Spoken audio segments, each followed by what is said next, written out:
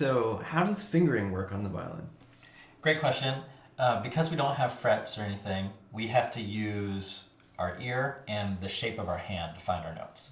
And as you see, I use these 4 fingers. Our thumb doesn't count. So our first finger is our index finger, then middle finger is second, ring finger is third, pinky is 4. Right. There are certain patterns that we use that we come back to over and over again. And those patterns are based on tetrachords, which are just groups of 4 notes. I can change one finger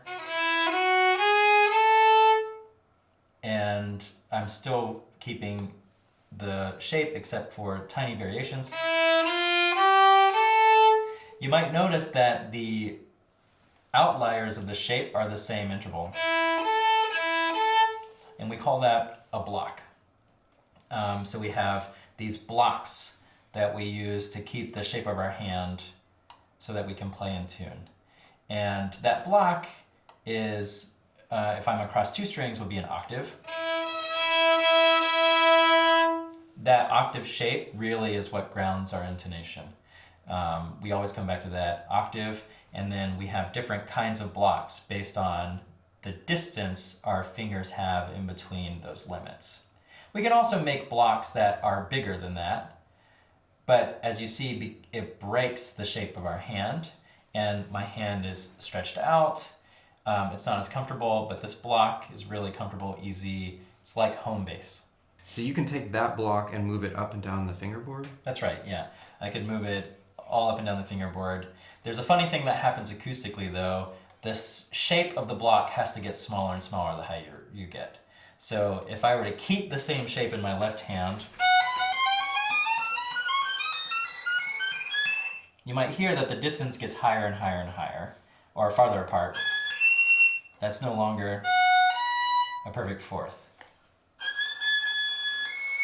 That would be a perfect fourth in that position, but I was playing. By keeping the same distance, you can see I'm really a lot higher. So as you get higher and higher, the block shrinks and gets smaller and smaller. My fingers don't get smaller though, so it makes playing in tune up here a little challenging. So can you tell us about the positions? Yes, so first position is when we start here with the open strings. Second position is when our hand is starting where our second finger would go.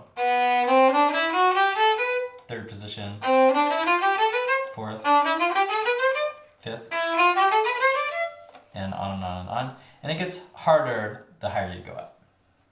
Awesome. So could you just play us like a scale that starts low and goes high, Yeah. so we can see how your blocks move?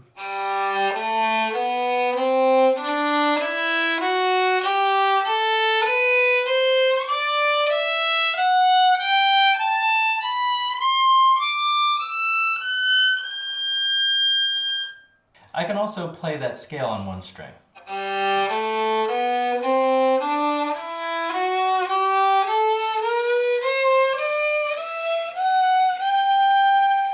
Great. And those are called shifts, right? When you move from one position to another? That's right, yeah.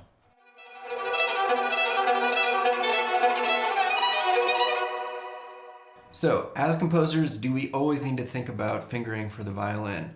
Not really, not always, but we do need to be aware of what is particularly difficult when it comes to fingering. So let's start with awkward leaps. Can you show us what leaps would be awkward? Anytime we're changing position and changing string, it can be a little awkward.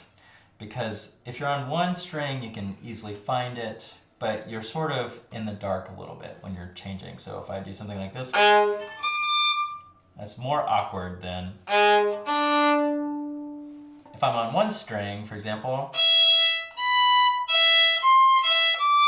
and it's using the open string, very easy.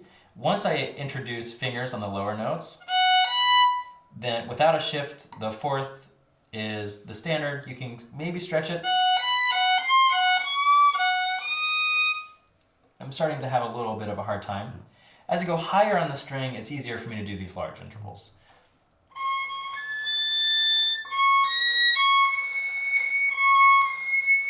So I can get an octave after a certain point. Great. So basically, if you're writing a big leap, think about the fingering and how they're going to play it and which strings they're playing it on. If you're moving between two strings that are not adjacent, how awkward is that? If I'm playing really long sustained notes, not so bad. But if I'm doing something really fast,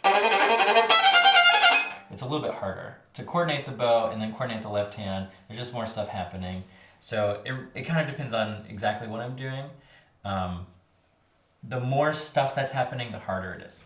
This is one of the. Sometimes it's great to have a really, really good player, but you make the hard things look easy. And Right. so, just keep in mind that if you write something like that, it's going to take someone like Kevin to play it. So another thing that's awkward that we might not think about, especially if we're pianists, is when notes are clustered in a strange way within the same hand position. So could you demonstrate something that might be... Yeah, so we talked about those blocks previously.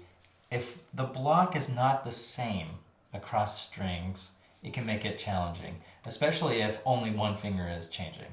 So, for example, if I change the second finger across strings, and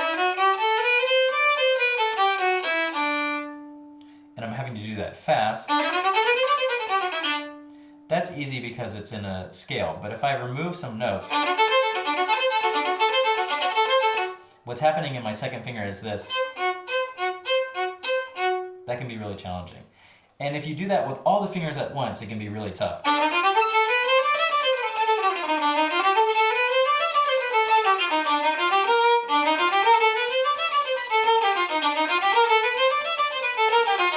Having to move my fingers quite a bit. There's a lot of activity. A good way to think about that is the more chromatic a passage is, the harder it is. So on the other side of things, there are lines that sound hard but are actually easy. So can you demonstrate something like that? Yeah, this is a very famous passage from Violin Concerto by Felix Mendelssohn. And young violinists love playing this passage because it makes them sound really awesome, but it's also not so bad to play.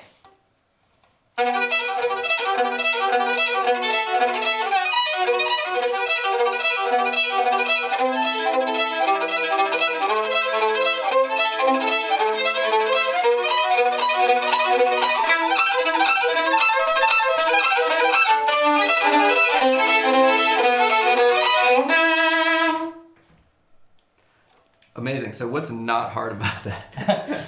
What's not hard, the left hand, as you can see, it's staying static. I'm not moving it a lot. And what I'm doing in the right hand is very repetitive. So once I get that first technique down, I just do that again and again and again. What is hard is when I change the left hand. So I'll have something like this, where I remove fingers or add them. So really the hard part is when the change happens, but the changes aren't that bad.